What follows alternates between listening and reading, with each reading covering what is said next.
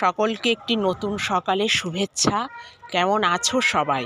তো দেখো আমার সকালের পুজো কমপ্লিট, বাল্যভোগ দেওয়া হয়ে গেছে। তা ভাবলাম চলো একটু ভিডিও করি, অনেক দিন ভগবান দর্শন করানো হয় না তোমাদেরকে। তো দেখো সকাল সকাল পুজো দেওয়া হয়ে গেছে। তো সবাই ভগবান দর্শন করো এবং অবশ্যই কিন্তু কমেন্টে রাধে রাধে বলে যেও। তো এই যে আমার মা লক্ষ্মী, গোপু সোনা, গণেশ, লোকনাথ বাবা, জগন্নাথ সবাই আছে। তো কেমন লাগছে আমার ভগবানকে সেটা কিন্তু অবশ্যই জানিও। আর ভীষণ ঠান্ডা পড়েছে, প্রচুর শীত, রোদ্দুরের তো দেখা নেই।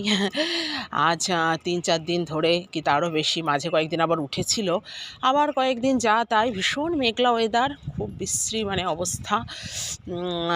মানে ঠান্ডা ভালোই পড়েছে, একেবারে পৌষের শীত বোঝা যাচ্ছে, কোনো রোদ্দুরের দেখা নেই। শীত যতই পড়ুক, যদি রোদ্দুর ওঠে তাহলে কিন্তু এত সমস্যা হয় না, মানে আমার মনে হয়।